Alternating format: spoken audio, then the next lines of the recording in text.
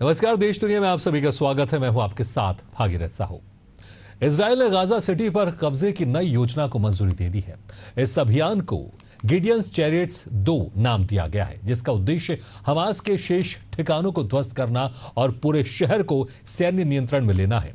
योजना के लिए 60,000 रिजर्व सैनिकों को बुलाया गया और कुल 1,30,000 सैनिकों की तैनाती का लक्ष्य रखा गया है। अंतर्राष्ट्रीय स्तर पर इस कदम की आलोचना हो रही है। संयुक्त राष्ट्र और कई देशों ने मानवीय संकट की चेतावनी दी है, जबकि अमेरिका ने इजराइल के सुरक्षा अधिकार का समर्थन किया है। देखिए एक खास रिपोर्ट।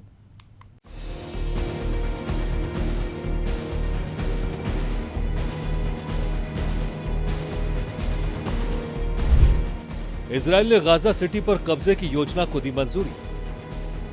इजराइल ने गाजा सिटी पर कब्जे की नई योजना को मंजूरी दे दी है। रक्षा मंत्री ने इसे सुरक्षा परिषद और सेना के साथ साझा किया।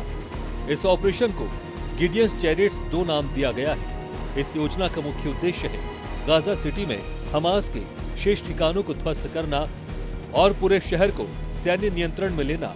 यह कदम इजराइल के लिए निर्णायक माना जा रहा है, क्योंकि अब तक शहर पर सीधा कब्जा नहीं किया गया था। योजना की घोषणा के साथ ही इजराइल ने जमीन पर बड़े पैमाने पर सैनिक कार्रवाई की तैयारी शुरू कर दी है। सेना ने 60,000 रिजर्व फोर्स को ड्यूटी पर बुलाया। इस योजना को लागू करने के लिए इजराइल डिफेंस फोर्स ने 60,000 रिजर्व सैनिकों को ड्यूटी पर वापस बुलाया है। इजराइल में रिजर्व फोर्स राष्ट्रीय सुरक्षा ढांचे का अहम हिस्सा होती है। इनमें वो नागरिक शामिल होते हैं जिन्होंने पहले सेना में सेवा की है और जरूरत पड़ने पर फिर से बुलाए जाते हैं। सरकार ने इस कॉलअप को सुरक्षा कारणों से आवश्यक बताया है। इसके अलावा लगभग 20,000 सैनिकों की सेवा अवधि भी बढ़ा दी गई है। ये बुलावा इजराइल के इतिहास में सबसे बड़े रिजर्व कॉल अप्स में से एक है। गाजा में 1,30,000 सैनिकों की तैनाती का लक्ष्य। नई व्यवस्था के तहत कुल 1,30,000 सैनिकों को तैनात करने की योजना है। इसमें रिजर्व फोर्स के साथ सक्रिय डिवीजन भी शामिल होंगे। इजराइल डिफेंस फोर्स 5 डिवीजनों को गाजा में तैनात करेगी। इतनी बड़ी सैन्य शक्ति का इस्तेमाल गाजा सिटी में अब तक का सबसे बड़ा अभियान माना जा रहा है। विशेषज्ञों का मानना है कि इतने बड़े पैमाने की तैनाती से गाजा सिटी पर स्थायी कब्जा किया जा सकता है। हालांकि इससे मानवीय संकट और भी गहरा सकता है।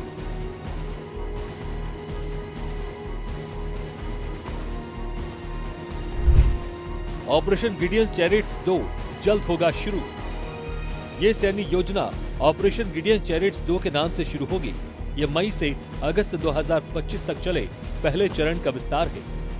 ऑपरेशन के शुरुआती चरण में आईडीएफ ने गाजा सिटी के किनारे वाले क्षेत्रों जैसे जबालिया, सुजैया और सेब्रा में अपनी स्थिति मजबूत की है। अब योजना ये है कि केंद्र क्षेत्र में प्रवेश कर हमास के ठिकानों पर सीधा हमला किया जाएगा। सेना ने पहले ही ड्रोन और हवाई हमले शुरू कर दिए हैं, ताकि जमीन पर जाने से पहले विपक्षी ताकतों को कमजोर किया जा सके।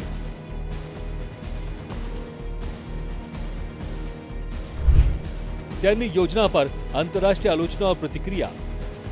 इस बड़े कदम पर दुनिया भर से आलोचना और चिंता जताई गई है। जर्मनी ने इसे शांति प्रक्रिया को खत्म करने वाला कदम बताया और स्थायी संघर्ष विराम की मांग की। संयुक्त राष्ट्र ने चेतावनी दी है कि इस ऑपरेशन से बड़े पैमाने पर विस्थापन होगा और मानवीय स्थिति और खराब होगी। जॉर्डन और तुर्की ने भी इजराइल को आक्रामक कदमों से पीछे हटने की अपील की है। वहीं अमेरिका ने इजराइल के सुरक्षा अधिकार का समर्थन करते हुए नागरिकों की सुरक्षा सुनिश्चित करने की बात कही। गाजा में मानवीय संकट और संभावित विस्थापन। गाजा पहले से ही गंभीर मानवीय संकट से गुजर रहा है। खाद्य, पानी और दवाइयों की भारी कमी है। स्वास्थ्य मंत्रालय के अनुसार अब तक 62,000 से अधिक लोग मारे जा चुके हैं, जिनमें बड़ी संख्या में महिलाएं और बच्चे हैं। नए सैन्य अभियान से लाखों लोगों के विस्थापित होने की आशंका है। अस्पताल और शरण स्थल पहले ही ओवरलोड हैं। अंतर्राष्ट्रीय संस्थाएं लगातार चेतावनी दे रही हैं कि अगर स्थिति को नियंत्रित नहीं किया गया तो गाजा में मानवीय त्रासदी और गहरी हो सकती है। मलेशिया के तेलंगाना राज्य ने नमाज पढ़ने को कानूनी बाध्यता बना दिया है। नए नियम के तहत जुमे की नमाज एक बार भी ना पढ़ने पर अपराध माना जाएगा। पहले यह प्रावधान लगातार 3 बार अनुपस्थित रहने तक सीमित था। सरकार का दावा है कि यह कदम जागरूकता बढ़ाने के लिए है, लेकिन आलोचकों का कहना है कि यह धार्मिक स्वतंत्रता पर गंभीर हमला है। विपक्ष और मानवाधिकार कार्यकर्ता इसे तालिबानी सोच और राजनीतिक लाभ के लिए धार्मिक कठोरता थोपने की रणनीति मान रहे हैं। देखिए एक खास रिपोर्ट।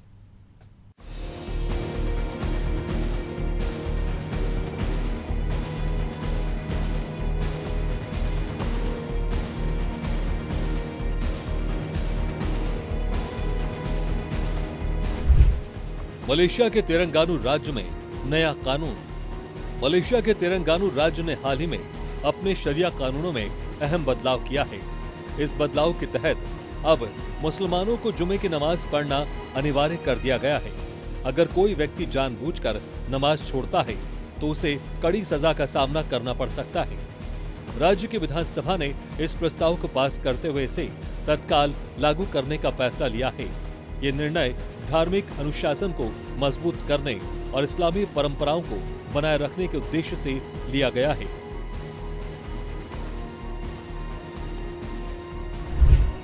नमाज ना पढ़ने पर 2 साल की जेल। नए कानून के मुताबिक अगर कोई मुसलमान व्यक्ति जुमे की नमाज अदा नहीं करता है तो उसे अधिकतम 2 साल की जेल हो सकती है।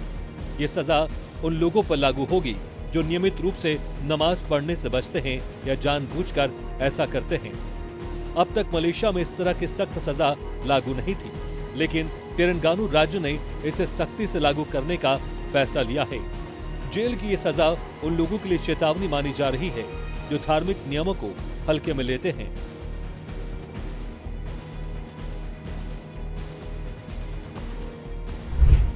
कानून तोड़ने पर 3000 रिंगिट जुर्माना। जेल की सजा के अलावा जो लोग नमाज नहीं पढ़ते उन्हें भारी भरकम जुर्माना भी भरना पड़ेगा। ये जुर्माना 3000 मलेशियाई रिंगिट तक हो सकता है, जो भारतीय मुद्रा में लगभग 60,000 रुपए के बराबर है। इस जुर्माने का उद्देश्य केवल सजा देना नहीं है, बल्कि लोगों को धार्मिक कर्तव्यों के प्रति गंभीर बनाना है। सरकार का मानना है कि आर्थिक दंड लोगों को अधिक अनुशासित बना सकता है।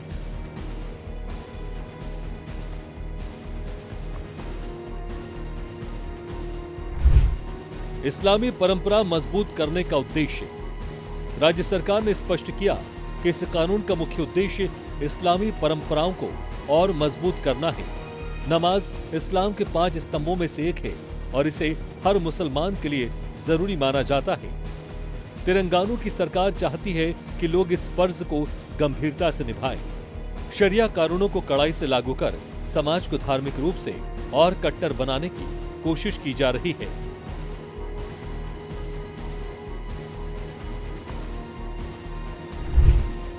आलोचना और समर्थन की मिलीजुली प्रतिक्रियाएं। इस कानून को लेकर लोगों की राय बटी हुई है।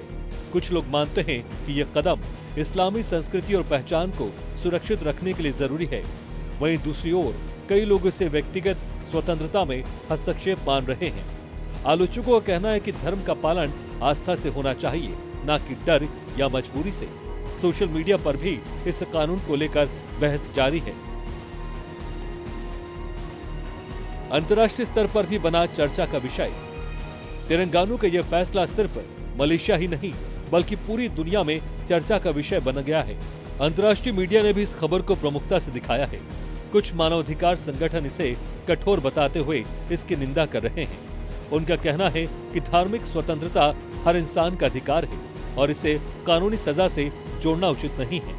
हालांकि मलेशिया सरकार का दावा है कि यह कानून सिर्फ राज्य के स्थानीय मुस्लिम आबादी पर लागू होगा और इसका मकसद सामाजिक अनुशासन कायम करना है।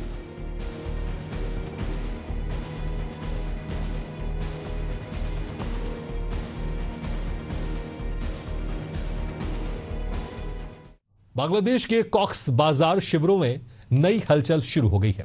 रोहिंग्या शरणार्थियों ने शांति और प्रत्यावर्तन समिति बनाकर बांग्लादेश की मुश्किलें और बढ़ा दी हैं। 7 साल बाद भी ना तो सुरक्षित वापसी की योजना बनी और ना ही रोजगार शिक्षा का हल मिला। शिविरों में असंतोष के साथ अपराध और चरमपंथ पनप रहे हैं। खुफिया रिपोर्टों के मुताबिक बांग्लादेश की दोहरी नीति सीमा पर संकट को और गहरा रही है। अंतर्राष्ट्रीय दबाव के बावजूद सरकार नाकाम रही है। विशेषज्ञ मानते हैं कि यह संकट बांग्लादेश की छवि को खराब कर उसकी आंतरिक सुरक्षा के लिए बड़ा खतरा बन चुका है। देखिए एक खास रिपोर्ट।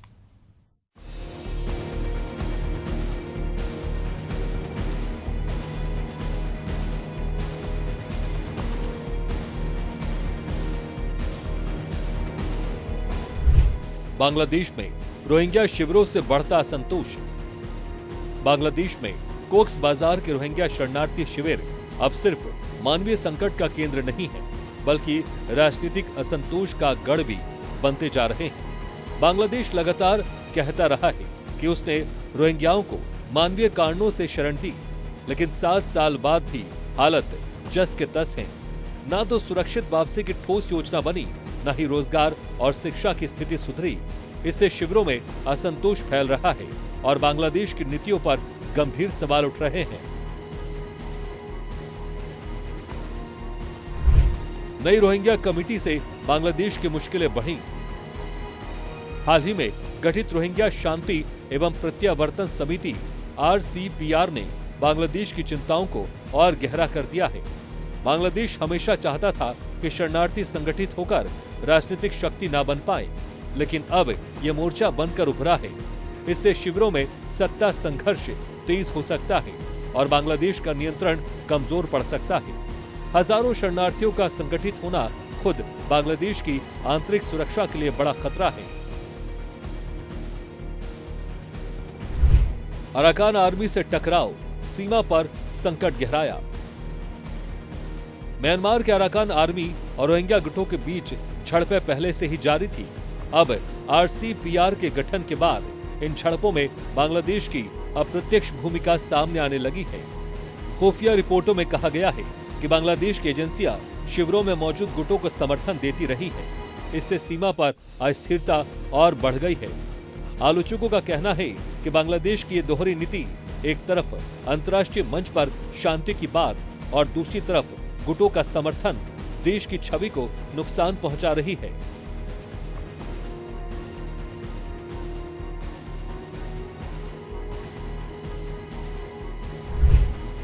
ढाका की सिर्फ अंतर्राष्ट्रीय सहानुभूति बटोरने की कोशिश।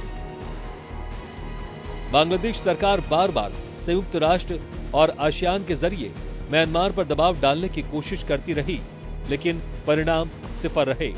16 लाख रोहिंग्या अब भी बांग्लादेश में फंसे हुए हैं और उनकी सुरक्षित वापसी दूर की बात लगती है। आलोचकों का कहना है कि ढाका सिर्फ अंतर्राष्ट्रीय सहानुभूति बटोरने की कोशिश कर रहा है, जबकि असल में कोई ठोस रोड मैप नहीं बनाया गया।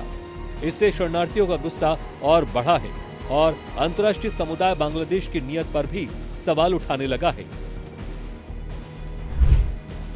शिविरों में अपराध और चरमपंथ की जड़ें मजबूत।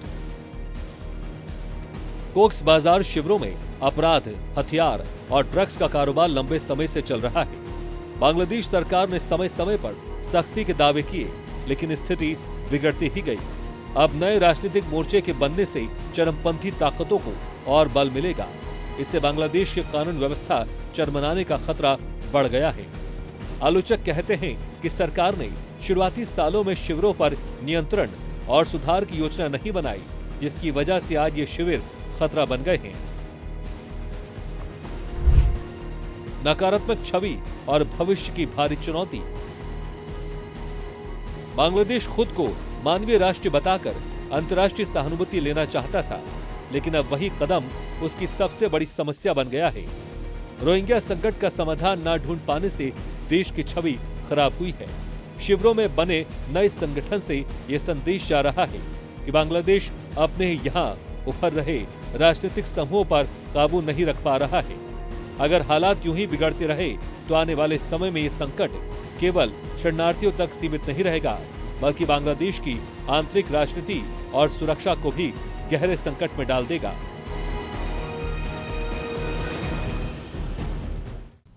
पाकिस्तान में तहरीक-ए-तालिबान पाकिस्तान यानी टीटीपी ने अपनी पहचान बदल ली है। पहले केवल आतंकवादी और धार्मिक संगठन समझा जाने वाला टीटीपी अब खुद को पश्तून राष्ट्र का संरक्षक बताकर सामने आ रहा है। उसने जिहाद की जगह जातीय अस्मिता और सम्मेलन का सहारा लिया है। ये रणनीति पाकिस्तान की एकता और सीमाओं के लिए बड़ा खतरा बनती जा रही है। सत्ता गलियारों में डर है कि जनता राज्य से ज्यादा टीटीपी पर भरोसा करने लगे हैं। विश्लेषक मानते हैं कि यह भविष्य में पाकिस्तान को टुकड़ों में बांट सकता है। देखिए एक खास रिपोर्ट।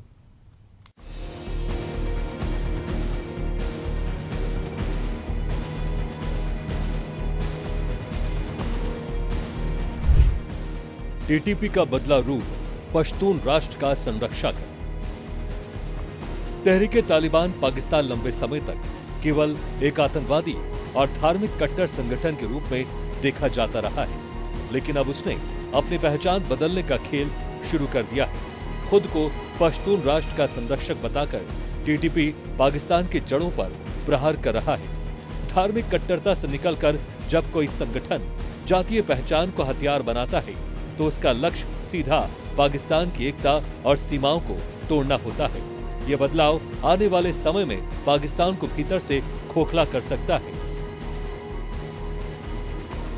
अब टीटीपी जिहाद की जगह जिरगा और पश्तून अस्मिता का झंडा उठा रहा है।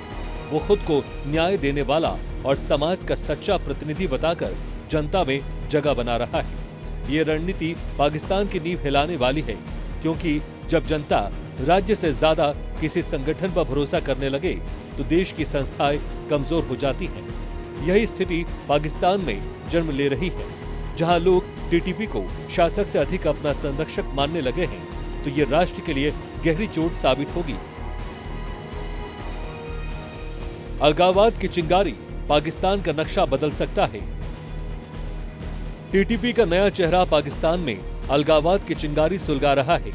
खुद को पश्तून राष्ट्र का संरक्षक बताने का मतलब है कि पाकिस्तान की मौजूदा सीमाओं से परे एक नई पहचान गढ़ी जा रही है। ये सोच अगर मजबूत हुई तो पाकिस्तान का नक्शा बदलने में देर नहीं लगेगी। इतिहास गवाह है कि जातीय आधार पर उठी आवाजें कई देशों को तोड़ चुकी हैं। पाकिस्तान में भी यही खतरा अब साफ दिखाई दे रहा है। ये संगठन देश को टुकड़ों में बांटने की ओर धकेल सकता है। सत्ता के गलियारों में डर का सामंजस्य। प्रधानमंत्री शरीफ और राष्ट्रपति मुनीर के चेहरे पर चिंता साफ झलक रही है। उन्हें समझ आ गया है कि टीटीपी अब केवल बंदूक से नहीं बल्कि जनता के दिल और दिमाग से भी लड़ रही है। सत्ता गलियारों में डर है कि यह नया रूप सेना और सरकार की वैधता को खत्म कर देगा। पाकिस्तान की पूरी सुरक्षा प्रणाली के लिए ये चुनौती पहले से कहीं अधिक खतरनाक है। आतंकवाद को सेना हथियार में दबा सकती थी, लेकिन जातीय अस्मिता की लड़ाई को दबाना मुश्किल होगा। भविष्य का संकट, टूटता पाकिस्तान और बढ़ता विद्रोह। अगर पाकिस्तान ने तुरंत ठोस कदम नहीं उठाए तो टीटीपी की यह रणनीति भविष्य में एक भीषण संकट बन सकती है। विकास, न्याय और समान अवसरों की कमी पहले ही जनता को असंतुष्ट बना चुकी है। ऐसे में टीटीपी का नया रूप अलगाववाद की आग को और हवा दे रहा है। आने वाले वर्षों में यह संगठन पाकिस्तान के लिए केवल सुरक्षा खतरा नहीं रहेगा, बल्कि देश को टूटने की दिशा में धकेल देगा। ये भविष्य का ऐसा संकट है जो पाकिस्तान को हमेशा के लिए कमजोर और अस्थिर बना सकता है।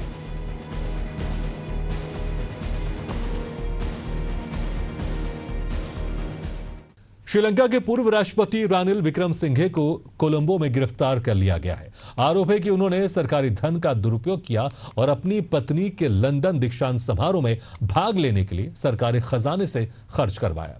यह पहली बार है जब श्रीलंका में किसी पूर्व कार्यकारी राष्ट्रपति को भ्रष्टाचार के आरोपों में गिरफ्तार किया गया है। सरकार इसे भ्रष्टाचार विरोधी कदम बता रही है, जबकि विपक्ष इस कार्रवाई को राजनीतिक प्रतिशोध करार दे रहा है। देखिए एक खास रिपोर्ट।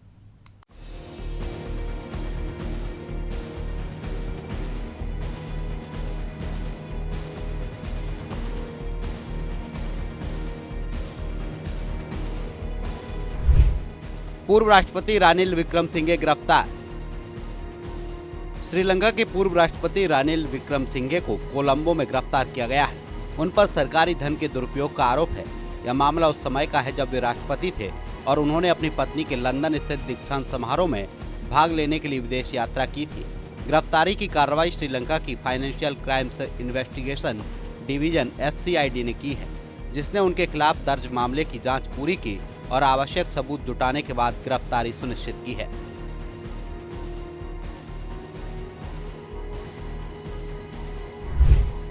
लंदन यात्रा और सरकारी धन का उपयोग विवाद। सितंबर 2023 में रानिल विक्रमसिंघे अपनी पत्नी प्रोफेसर मैत्री विक्रमसिंघे के PhD ग्रेजुएशन समारोह में शामिल होने लंदन गए थे। इस यात्रा को उन्होंने आधिकारिक दौरे का हिस्सा बताया, लेकिन जांच में सामने आया कि वहां कोई सरकारी बैठक या आधिकारिक कार्यक्रम नहीं हुआ। आरोप है कि लगभग 1.7 करोड़ रुपए का खर्च सरकारी खजाने से किया गया और सुरक्षा दल का खर्च भी जनता के पैसे से वहन किया गया। यही आरोप उनकी गिरफ्तारी का मुख्य आधार बना है।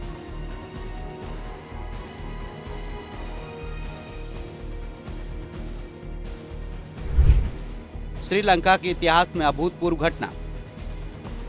यह पहला मौका है जब किसी पूर्व कार्यकारी राष्ट्रपति को सीधे भ्रष्टाचार के आरोप में गिरफ्तार किया गया और अदालत में पेश किया गया।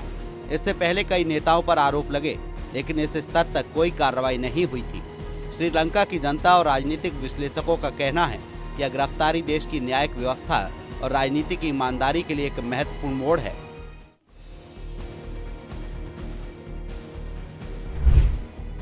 रानिल विक्रमसिंघे का कार्यकाल।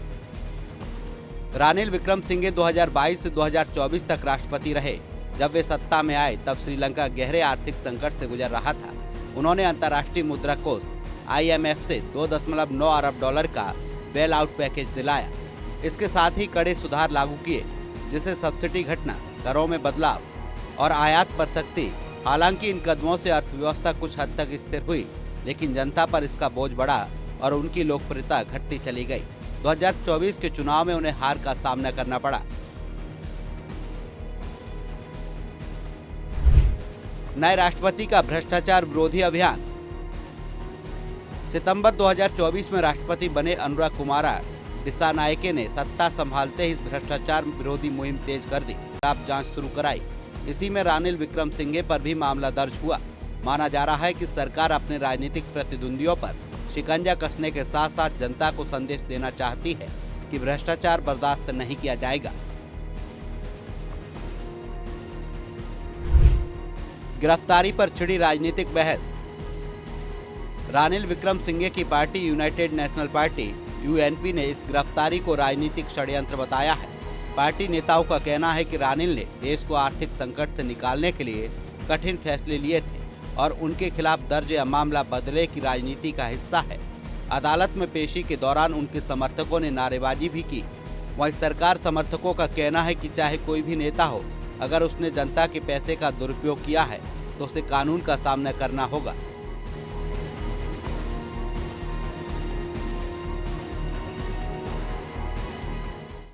इसी के साथ देश दुनिया में फिलहाल इतना ही, लेकिन खबरों का सिलसिला लगातार जारी। आप देखते रहिए एशिया न्यूज।